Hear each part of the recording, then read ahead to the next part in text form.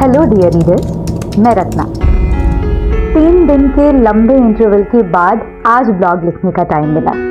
क्या करें, 16 साल 7 महीने और 3 दिन हो गए मेरी प्रमोशन को। मैं एक असिस्टेंट बैंक मैनेजर से फुल टाइम होम मेकर यानी गृहिणी बनी। ऑफिस का पहला प्रोजेक्ट याद रहे ना रहे, पर घर के सारे प्रोजेक्ट्स अच्छे से याद रहते हैं। मेरा पहला प्रोजेक्ट अब 16 साल का हो गया है। शैली नाम है उसका। मॉम, आपकी कॉफी। Thank you. पहले आई बोल। आई। और मेरा दूसरा प्रोजेक्ट 6 साल का हो गया है। इस प्रोजेक्ट का नाम है संजू। मम्मा, मेरा स्कूल बैग कहाँ है? लाइफ की भागदौड़ में अपनी बात आप तक पहुंचाकर मुझे बहुत सुकून मिलता है। मैडम, मेजरमेंट के लाए। आप कौन और मास्टर जी क्यों नहीं आए? मास्टर जी का तबीयत खराब है और मैं इनका भतीजा हूँ। आइए अंदर आइए। ये साड़ी रखी है, ये तो इसकी फॉल बीडिंग भी करनी है और जो इसमें ब्लाउज पीस है उसे शैली के लिए ब्लाउज सिलना है। मास्टर जी, आप मेजरमेंट लीजिए।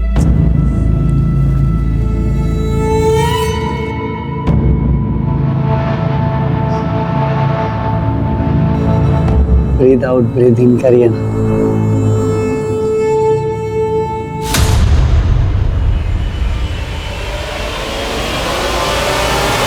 क्या बदतमीजी चीज है? हाँ? निकल जाए यहाँ से और दोबारा अपनी शक्ल मत दिखाना। निकल यहाँ से।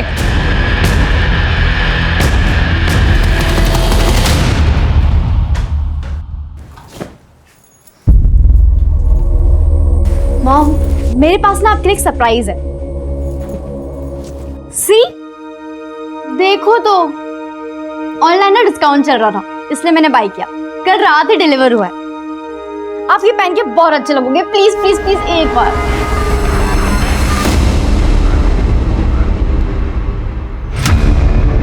Hi baby.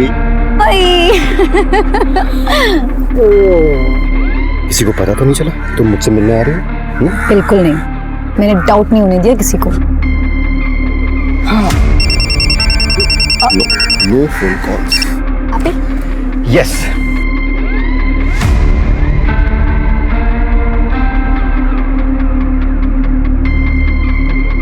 वैसे एक बात तो ऐसे चोरी चोरी प्यार करने का ना मजा ही कुछ और है। कब तक हम इस तरह से वेट करते रहेंगे और चुप चुप करके मिलते रहेंगे? वैसे बहुत खूबसूरत लगेगा तुम। अच्छा। वैसे हस्बैंड ऑफिस गए और बच्चे भी बाहर हैं, तो क्या ही रहता है।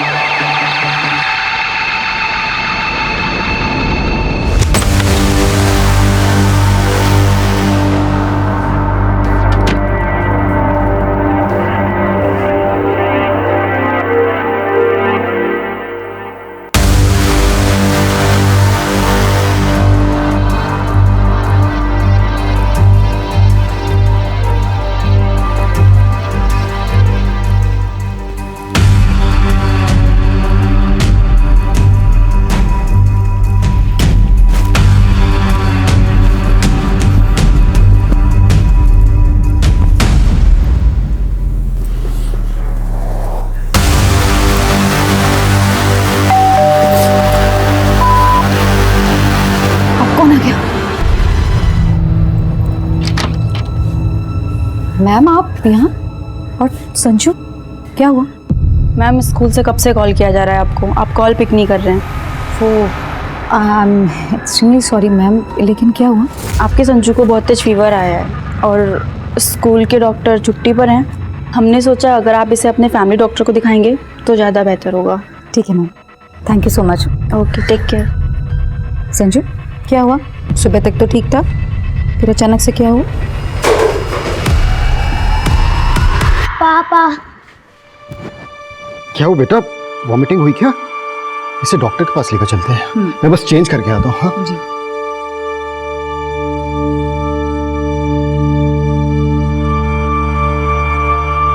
देखिए, घबराने की कोई बात नहीं। मैं कुछ मेडिसिन लिख देता हूँ, वो आप दे दीजिएगा और अभी एक इंजेक्शन दे देता हूँ।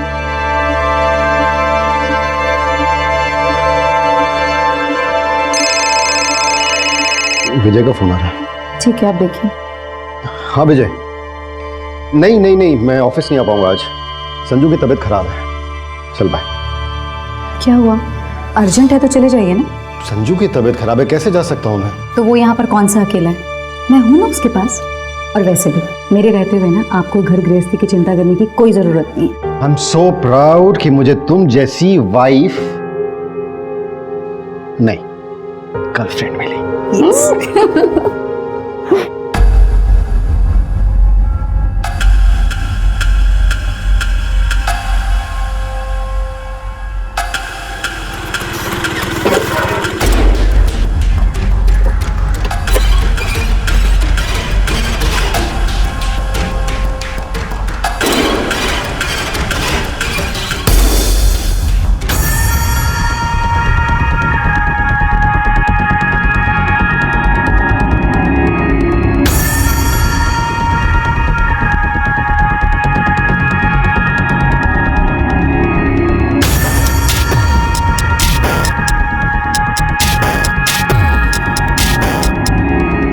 ओ लैला मजनू, इधर आओ। ये देखो इधर।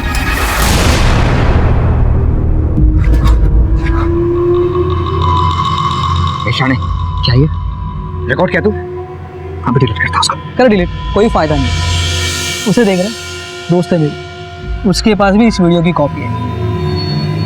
15,000 लगेंगे। तुम्हें ब्लैकमेल कर रहा है? डिलीट करो। पूरे पैसे दे तभी डिलीट करो। ए तेरा मुंह तोड़ दूंगा मैं, समझा? ज़्यादा खुशी हो रही। ये अपलोड कर दे तू। ओए रुक। अरे यार इतने में क्या होगा भाई? ये चिंदी तो समझ के रख लो तुम्हारे पास। नहीं चाहिए तो अपलोड कर दे यार। नहीं चाहिए। नहीं रुको मेरी बात सुनो। अभी तुम इतना रखो, बाकी पैसे हम कल दे देंगे। कल 11 बजे बाहर में अगर कोई होशियारी की ना तो तुम दोनों को सोशल मीडिया पे स्टार होने से कोई रोक नहीं सकता। कल दे देंगे पैसे।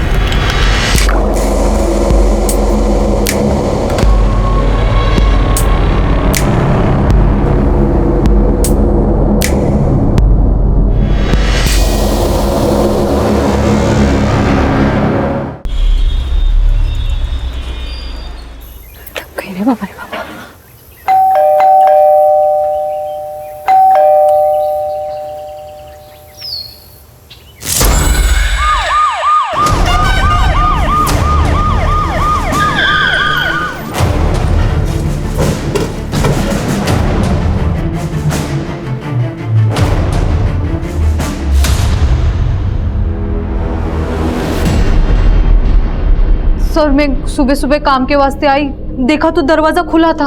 अंदर आई तो ये सब। महेंद्र चेक करो।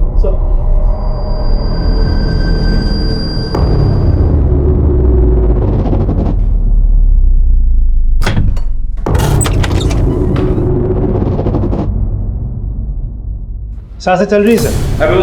जल्दी।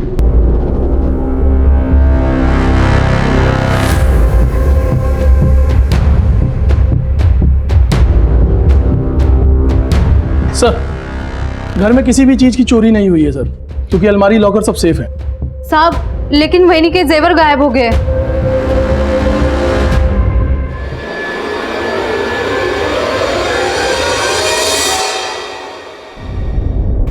सर किचन में फ्रिज के अंदर और बाहर ब्लड स्टेंस मिले हैं।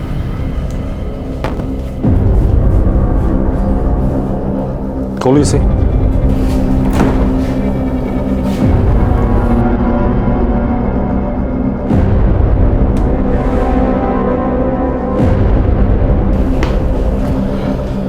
इनके अलावा घर में और कौन कौन रहता है? शैली मैडम। लेकिन साहब शैली मैडम कहाँ है? उसका कमरा कहाँ है? सर ऊपर है।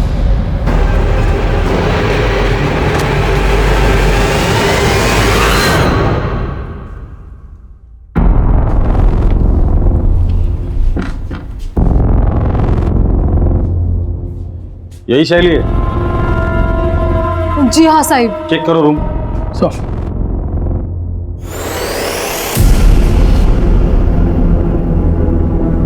शैली का मोबाइल है? हाँ मैडम कोई लॉक है। ताज्जुब की बात है, आजकल के बच्चे खाना खाना भूल जाते हैं लेकिन मोबाइल साथ में लेकर जाना नहीं भूलते।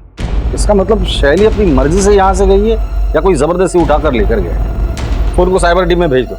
महेंद्र, शैली की फोटो खींचो, हर पुलिस स्टेशन में सर्कुलेट कर दो और पेट्रोलिंग टीम को भी अलर्ट कर देना और शैली के बारे में और इन्फॉर्मेशन इनसे ले लेना। राजदीप मेरे साथ आओ। सर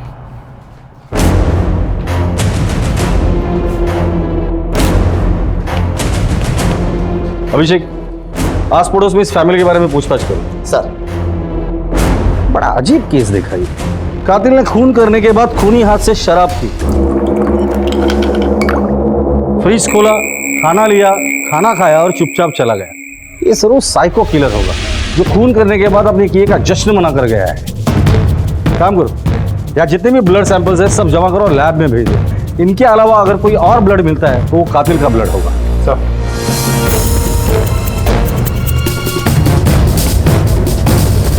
सर ये कुछ बताना चाहती हूँ। बोलिए। वो सर कल सुबह ना। क्या बदतमीजी चल रही है? हाँ? निकल जा यहाँ से। छोड़ना नहीं मैं तुम्हारा। निकल यहाँ से। तूने किया ना ये सब? हाँ, तू कल शैली को घूर रहा था जिसकी वजह से उसकी माँ ने तुझे मार के बेइज्जत करके घर से निकाल दिया था। खरा है साहब, लेकिन मैंने किसी को नहीं मारा। तेरे जैसे घटिया लोग ही ऐसा काम कर सकते हैं। सच सच बता दे, वरना जिस गंदी नजर से शैली को देख रहा था ना, वही तेरी आखिरी निकाल कर हाथ में दे दूंगा। चल बता, शैली को कहाँ छुपा कर रखा है? सच में साहब, मैंने किसी को नहीं, कुछ भी नहीं किया साहब मैंने। तू ऐसे नहीं बोलेगा राजदीप। इसे बेहोश होने तक मारना, फिर होश में लाओ और फिर मारो।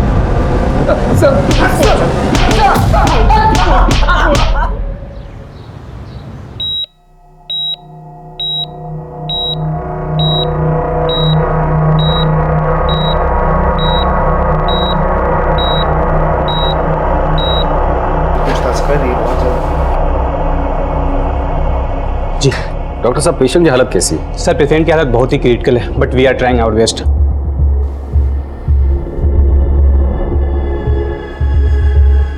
सुख और शांति से जीना हर इंसान, हर परिवार का सपना होता है और बिल्कुल ऐसा ही जीवन जी रहे रत्ना के परिवार पर टूटे कहर ने आसपास के सभी लोगों के दिल दहला दिए। रत्ना, अमर और शैली की लाइफ की परतें खुलने लगी और आम जनता के साथ साथ पुलिस भी हैरान हो गई। सर, रत्ना के घर पे जो मोबाइल्स मिले थे वो अनलॉक हो गए। शैली के मोबाइल पे किसी रवि और जिग्नेश के मैसेजेस आए हैं। मैसेज में ऐसा लिखा है कि अपनी माँ को कहो किसी के सामने मुंह ना खोले वरना। बात करो दोनों से। सर, दोनों के मोबाइल कंटिन्यूसली स्विच ऑफ है। कॉल रिकॉर्ड्स निकालने के लिए कह दिया है। एक और बात सर, कल रात रत्ना बार बार शैली को फ़ोन कर रही थी। लगता है कोई टेंशन चल रहा था। शैली ने फ़ोन नहीं उठाई तो रत्ना ने शैली की फ्रेंड कविता को फ़ोन किया। कविता? सर, शैली अपने माँ से कल झूठ बोलकर हमारे सीनियर से मिलने गई थी।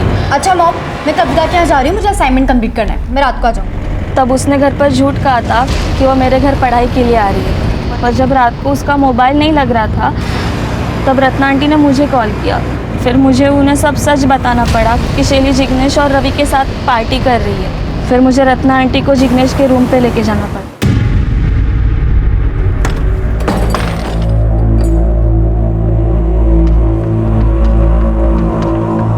क्या चल रहा है यहाँ पर ये सब? हाँ, क्या कर रहे थे तुम मेरी बेटी के साथ? बोलते करे पूछ रही हूँ मैं तुमसे कुछ। शैली, शैली उठ बेटा, चलो। एक बात और, जो हरकत तुम लोगों ने मेरी बेटी के साथ की है, दोबारा ये हरकत तुम लोग किसी भी लड़की के साथ ना कर सकते। इसलिए तुम्हारी इस करतूत के बारे में ना मैं सिर्फ तुम्हारे पेरेंट्स को नहीं कंप्लेन करूंगी, उसकी कंप्लेन मैं तुम लोगों के कॉलेज में करूंगी और पुलिस में करूंगी। चल चल।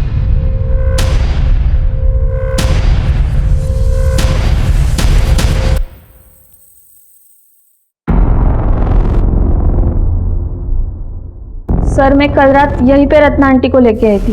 ये जिग्नेश और रवि, इन दोनों के मोबाइल सर्विलेंस पे डाल दो, उनके माँ बाप से बात करो। अगर वो कुछ नहीं बताते तो उनके मोबाइल भी सर्विलेंस पे डाल दो और उनके डेबिट कार्ड क्रेडिट कार्ड दोनों पे नजर रखो। इन दोनों के फोटोज हर जगह पे सर्कुलेट करो।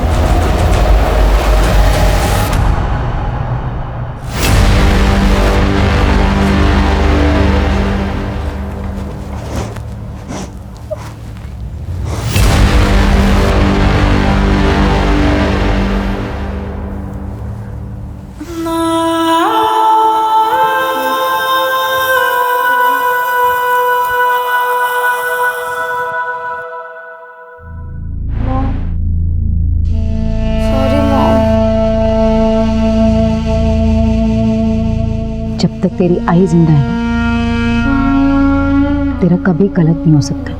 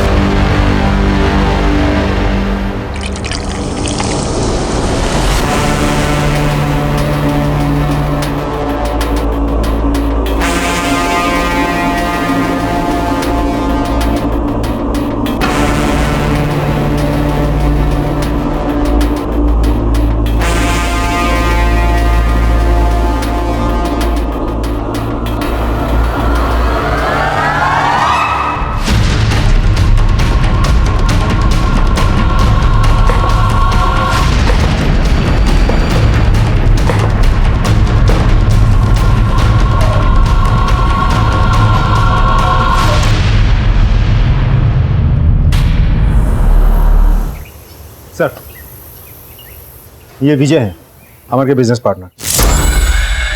बस अब बता सकते कि अमर की किसी के साथ दुश्मनी थी, लड़ाई झगड़ा, या अमर को किसी ने धमकी दी थी? जी हाँ सर, एक्चुअली मैं वही बताने आपको आया हूँ कि कल रात। देखिए लियाकत जी, आप ये ठीक बात नहीं कर रहे हैं। ठीक से बात कर। क्या कर लेगा रे तू? क्या कर लेगा? लियाकत, चुप रहे तो। क्या करेगा तू? काम बंद करेगा ना? चल काम बंद करके निकल। तुझे क्या लगता है तू अकेला ही है? हाँ, ये टाइल्स और मार्बल्स का सप्लायर। हमारा 11 लाख रुपए पहले क्लियर करिए, उसके बाद आपको जिससे काम करवाना आप करवा सकते हैं। लियाकत जी, ठीक नहीं। तेरे को ठोकू क्या? दोबारा पैसे मांगने के लिए आया ना तू? तेरे साथ साथ तेरी बीवी और बच्चों समेत सबको उड़ा दूंगा, समझा क्या तू? मैं बोल रहा हूं ना तेरे को। लियाकत अली, बस चला चलो इसको।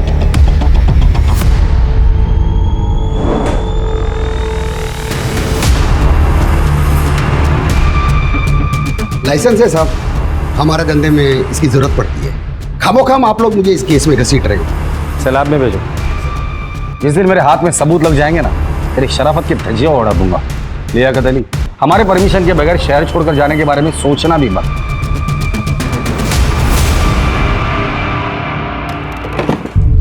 अमर को होश आ गया? नहीं सर, अभी बेहोश है सर। डॉक्टर उसे रिवाइव करने की पूरी कोशिश कर रहे हैं। सर, रत्ना और अमर के मोबाइल में किसी योगेश ने धमकी भरे मैसेजेस भेजे थे। योगेश कौन है? पता लगा लिया सर?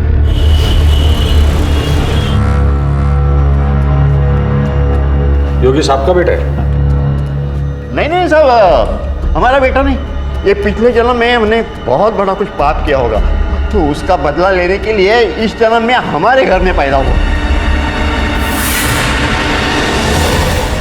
ओ बाबा, ओ बाबा, ओ कंजूस बुड्ढे, पैसे चाहिए मेरे को, पैसे दे। पैसे दे चल। काय झाला पोरे?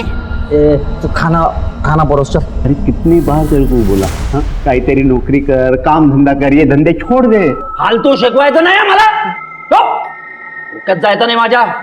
ए बाबा तेरे सामने हाथ जोड़ता हूँ, जा तू जा, निकल जाए यहाँ से. चूक है ना, बाप मरने के बाद बेटे के नाम पे घर होता है, और कैसे होता है ना मेरे को अच्छी तरह से आता है. बताओ क्या, बताओ. योगेश की वजह से हम बदनाम हो चुके हैं. हमें शक है कि योगेश ने रत्ना नाम की औरत का रेप किया, मर्डर किया, उसके बेटे को मारा और उनकी जवान लड़कियों को अगवा किया. योगेश इस वक्त कहाँ है? मालूम नहीं सर.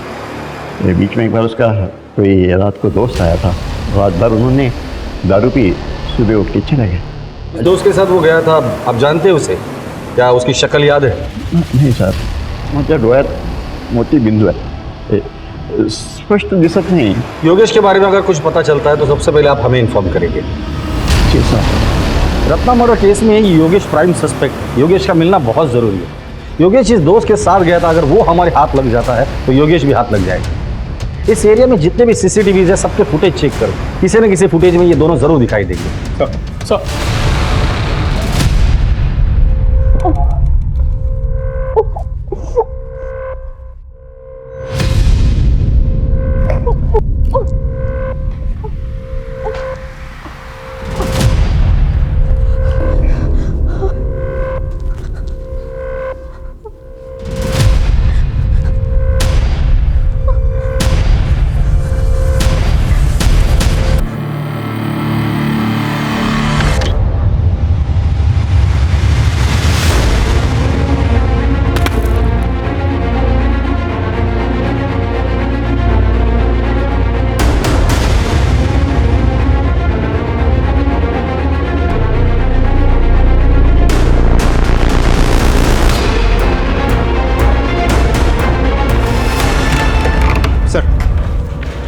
योगेश का कॉल रिकॉर्ड आ गया.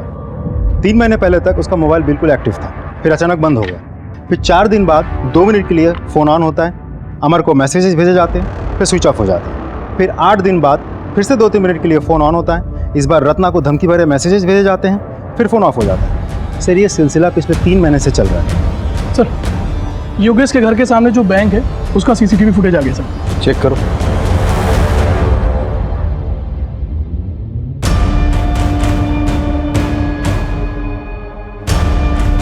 यही वो आदमी जिसके साथ योगेश 3 महीने पहले कहीं चला गया था. इस आदमी के जरिए हम योगेश तक पहुंच सकते हैं. पता करो ये आदमी है कौन और कहाँ रहता है.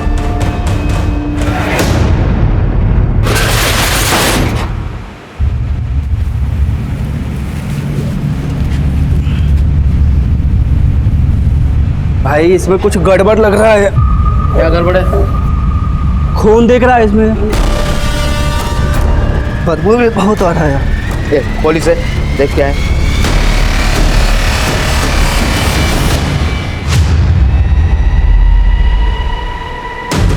Hello police. Sir AB road पे एक टेम्पो में लाश मिली है सर. वो लाश हमारे वहाँ दर्ज मिसिंग कंप्लेंट की फ़ोटो के साथ मैच होती है. एक बात और सर, वो टेम्पो जिस मित्तल ट्रेडर के वहाँ से लोड हुआ था वो भी हमारे ही जुरिडिक्शन में आता है. ठीक है राजीव सर, केस का चार्ज ले लो और जिन लोगों ने मिसिंग कंप्लेंट दर्ज की थी उनको बुलाकर बॉडी की शिनाख्त करवा.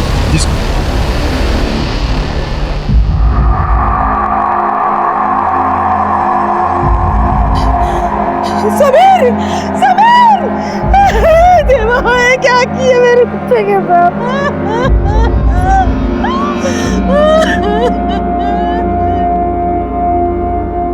मैं आपका दर्द समझ सकता हूँ, पर तहकीकात तो हमें करनी ही पड़ेगी. समीर ने आपको कभी बताया था कि उसे कोई धमकी दे रहा है या उसका किसी के साथ लड़ाई झगड़ा ऐसा कुछ? नहीं साहब, ऐसा कुछ भी नहीं. हमें समीर के सामान की तलाशी लेनी होगी, शायद वहां से हमें कुछ क्लू मिल जाए. जी.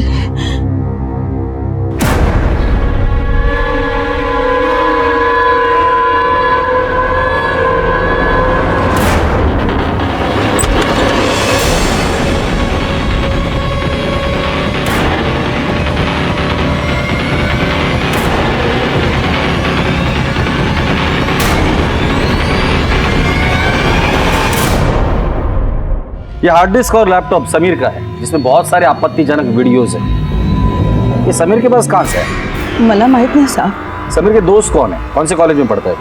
ये पास ही के जोशी कॉलेज में. जोशी कॉलेज? सर उसी कॉलेज में तो शैली भी पढ़ती थी। समीर की कोई गर्लफ्रेंड है?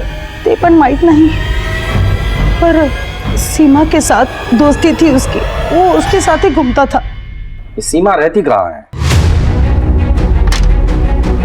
आइए सर, ये सीमा का रूम है सर। तलाशी लो। सर सीमा यहाँ कितने सालों से रेंट पे रह रही है? सर 2 साल से रह रही है। उसका परमानेंट एड्रेस है? जी सर है।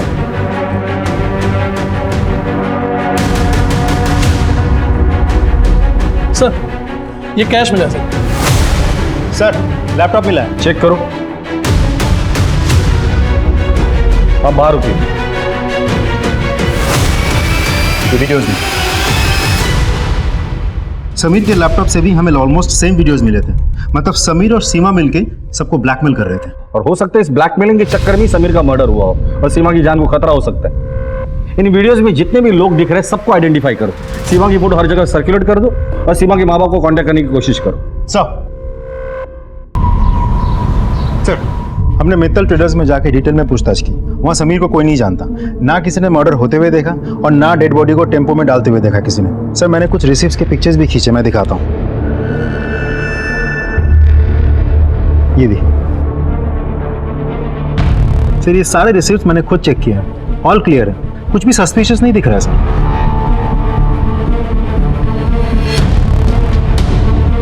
समीर और सीमा के पास जो वीडियोस मिले थे उसमें से लास्ट वाला वीडियो प्ले करो। पॉज करो।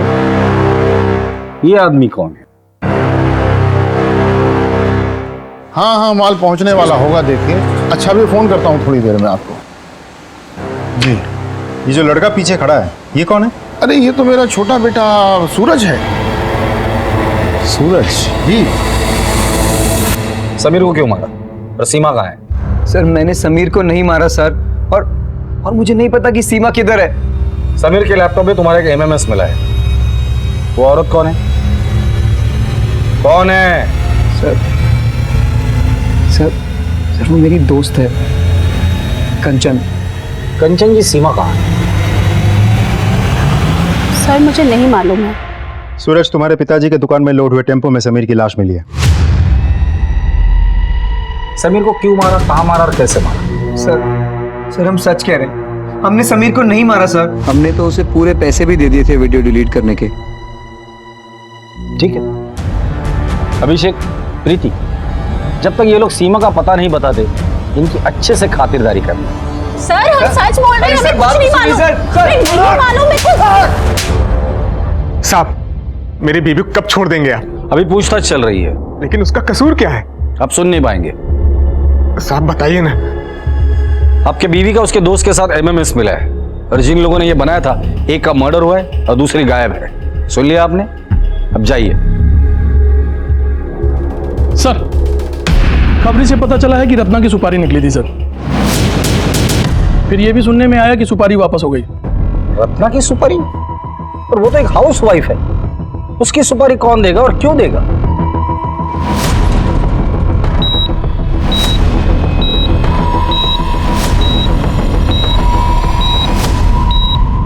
रत्ना, पहला सस्पेक्ट योगेश, जो उसे धमकी भरे मैसेजेस भेजता था। जिग्नेश और रवि, इन दोनों का रत्ना के साथ ड्रग्स को लेकर झगड़ा था। तीसरा लियाकत, लियाकत ने रत्ना और अमर को जान से मारने की धमकी दी थी। दोबारा पैसे मांगने के लिए आया ना तू? तेरे साथ साथ तेरी बीवी और बच्चों समेत सबको उड़ा दूंगा। चौथा अमर। अमर? अमर तो रत्ना का पति है और वो खुद जख्मी है, लेकिन जिंदा है।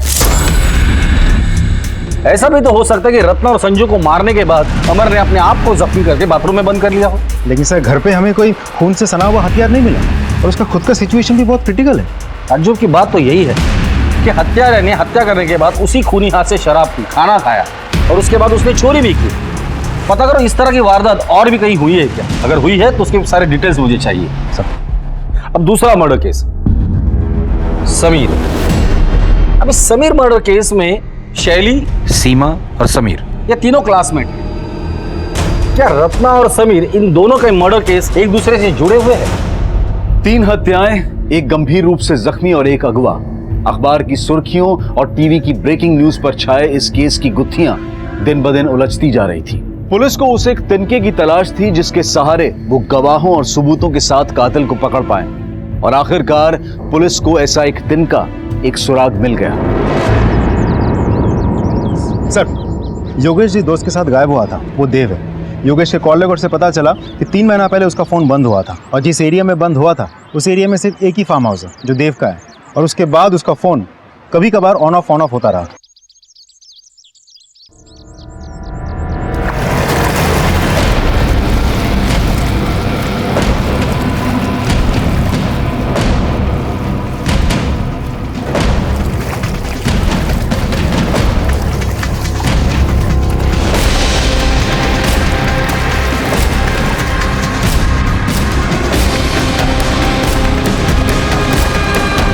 क्या आप योगेश को जानते हैं? जी, कॉलेज में हम लोग क्लासमेट थे।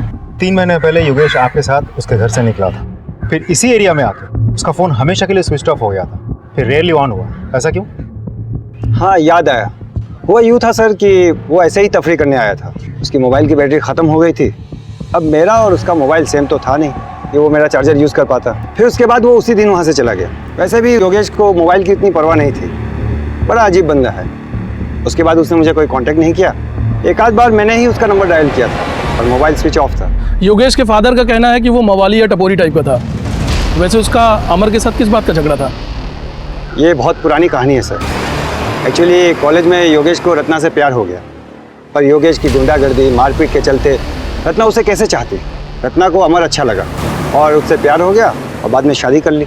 यही बात योगेश को बहुत बुरी लगी, तभी से वो जिल्टेड लवर बन गया। सोचा नहीं था कि कॉलेज की दुश्मनी अभी तक चलेगी और रत्ना का वो मर्डर कर देगा और अमर पर भी जानलेवा हमला करेगा। योगेश अगर आपको कांटेक्ट करता है या उसके बारे में आपको कुछ भी पता चलता है तो सबसे पहले आप हमें इन्फॉर्म करें। जी सर। Thank you. हेलो, हाँ, ओके सर। जिग्नेश के पिताजी ने इगतपुर के एक लॉज में 40,000 रुपये ट्रांसफर किए हैं। प्रशांत, गाड़ी घुमाओ।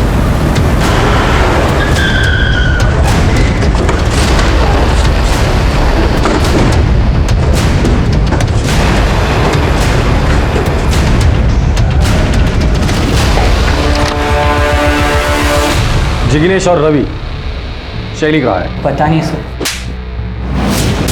मुझे तो पता होगा ना? नहीं सर, मुझे नहीं पता है। नहीं पता? ले चलो दोनों को। सर सर सर बात तो सुनिए सर। रत्ना का मर्डर हमने नहीं किया सर। सर मैं खड़े सांग तो है। मर्डर का न्यूज़ सुनकर हम दोनों वहाँ से भाग गए थे। सर हमें लगा हमारे मैसेजेस देख के आपको डाउट होगा, इसके सर हमने अपने पेरेंट्स से बात की थी, उन्होंने ही हमें ये लॉज में छिपाया था। और शैली को कहाँ छिपाया? तो शैली को हमने नहीं छुपाया सर। राजदीप सर, ये लोग तो मुझे कुछ बता ही नहीं रहे। शायद तुम्हें कुछ बता दे। जरा अपने तरीके से इन्हें पूछ लेना। सर हमारे दोस्त था।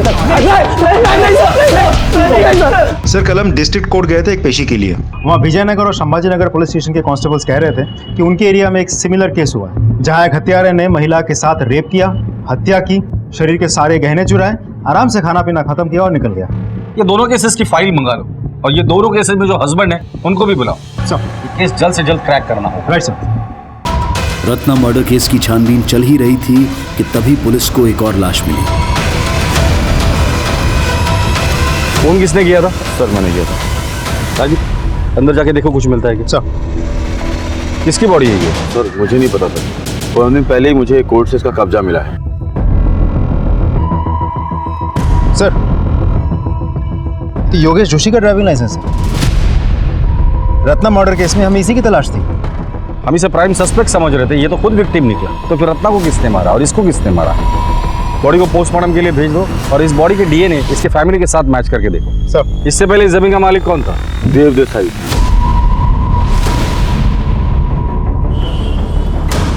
देव साहब, अजब इत्तेफाक है। 3 महीने पहले योगेश गायब होता है, आखिरी बार आपके साथ था।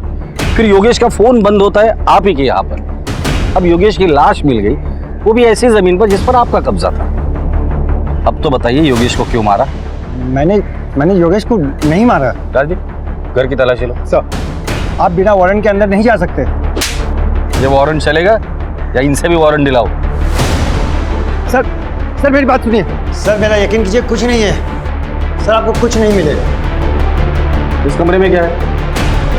सर ऐसे ही कोई पुराना सामान रखा हुआ है। चाबी दीजिए उसकी। सर वो खो गई है। महेंद्र, हथौड़ा लेके आ। सर मेरा यकीन कीजिए, कुछ नहीं है, आपको कुछ नहीं मिलेगा। तोड़ दे इसे। सर कुछ नहीं है सर। शैली, खोलो इसे। ये यहाँ क्या कर रही है? सर, इसने मेरी माँ और भाई को मार दिया और फिर मुझे यहाँ ले आया। इसे हॉस्पिटल लेके जाओ।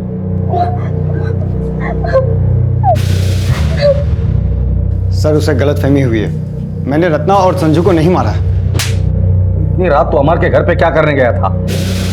सर इन सब के पीछे अमर का ही हाथ है। अमर ने ही मुझे रत्ना को मारने के लिए कहा था। उस रात जब मैं उसके घर पहुंचा तो पहले से ही किसी ने रत्ना को मार डाला था और साथ में संजू को भी। अचानक शैली रूम से बाहर आई और वो मुझे हत्यारा समझने लगी।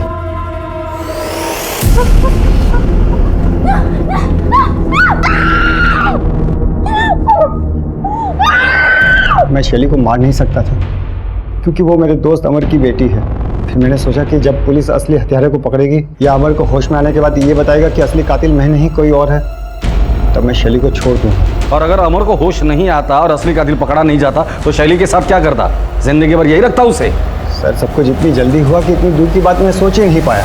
ये अमर रत्ना को क्यों मारना चाहता था? सर सारा का सारा बिजनेस रत्ना के नाम पर था जो काफी नुकसान में चल रहा था। और योगेश, उसे क्यों मारा तुमने? सर इसके पीछे भी अमर की साजिश है। सर 1 साल से प्लानिंग चल रही थी। योगेश कॉलेज के टाइम से जिल्टेड लवर था। प्लान ये था कि सबसे पहले योगेश को मार डालेंगे, फिर उसके मोबाइल से अमर और रत्ना के मोबाइल पे धमकी भरे मैसेजेस करेंगे, उसके बाद रत्ना को मारकर सारा ब्लेम योगेश पे डालेंगे।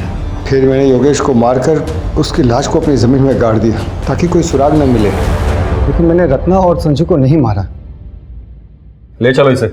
सर मेरी बात सुनिए। आइए सर, संभाजीनगर और विजयनगर दोनों केसेस के हस्बैंड। बस अब ये फोटोज ध्यान से देखिए। अब इनमें से किसी को जानते हैं?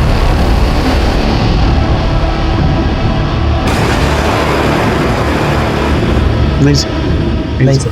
आपकी पत्नी की 4 महीने पहले हत्या हुई थी ना? जी साहब। क्या हुआ? साहब हम नए नए नासिक शहर में आए थे। मैं कुछ काम से घर से बाहर गया, वापस आकर देखा तो मेरी बीवी की हत्या हो चुकी थी साहब। जिस दिन मर्डर हुआ था उसके पहले क्या हुआ? गोदावरी में नहाने के लिए गए थे तो बच्चे को बुखार आया, तो यही डॉक्टर जय के क्लिनिक में लेकर गए थे उसका इलाज के लिए। और उसी रात मेरी बीवी और मेरे बेटे की हत्या हुई थी सर। आपकी बीवी की 1.5 महीने पहले हत्या हुई थी ना? जी सर। क्या हुआ?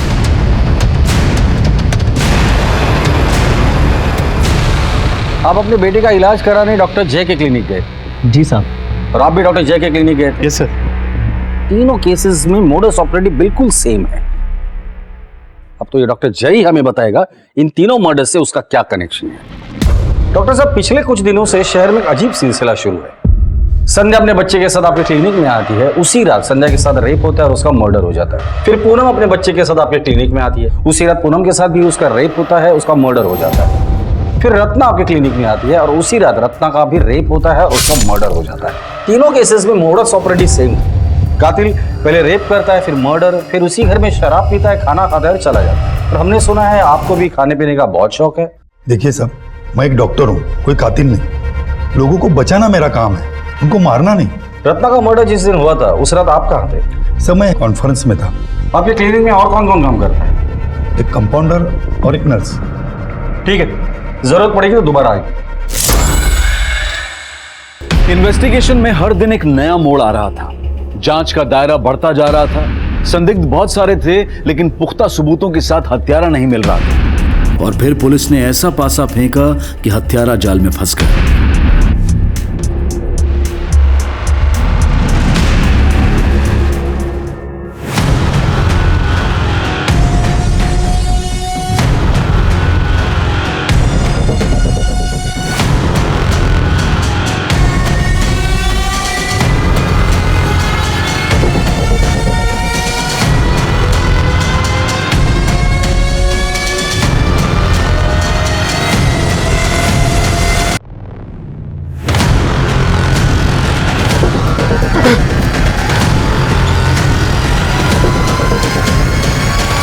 डॉक्टर जय के यहाँ कंपाउंडर हो ना?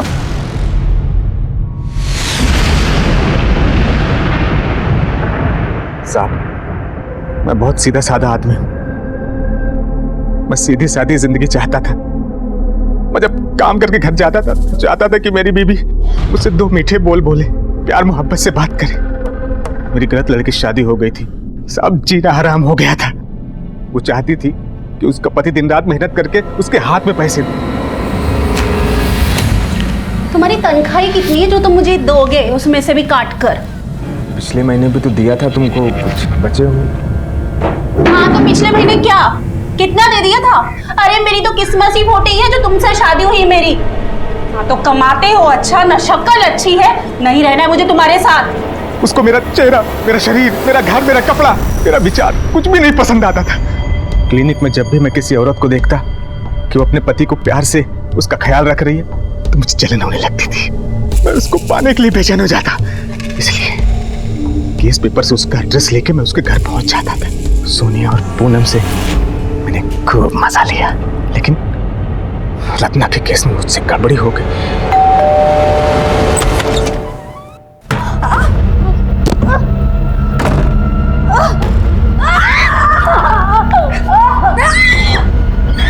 डरो मत, मैं तुम्हारा पति हूँ।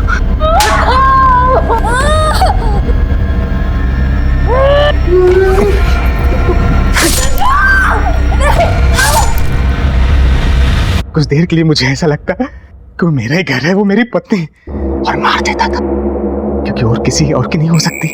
खाता पीता खूब एंजॉय करता। खा पी के जब मैं घर से बाहर जाने लगा तभी उसका पति आ गया। तुम? रत्ना? संजू! रत्ना! संजू!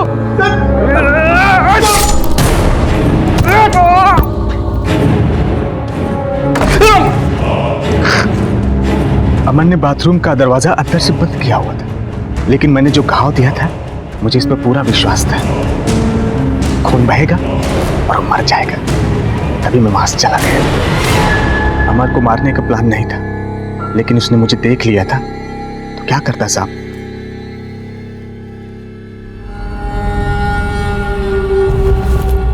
ये पेंडेंट तो हमने सीमा के गले में देखा था,